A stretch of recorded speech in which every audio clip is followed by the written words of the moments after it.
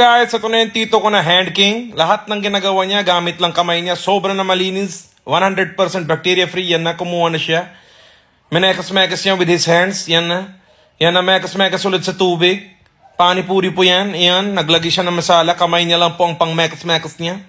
Yan na po, si tito ko. Op, ininom niya.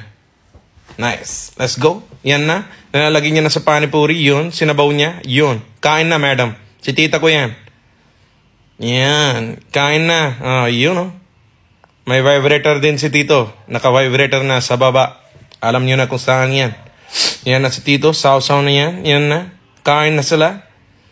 Kinamay. Okay. Sabay punas, hugas. Kahit ano man. Okay. Oh my God. Nilagay niya sa lips. Tapos, tito naman. Okay.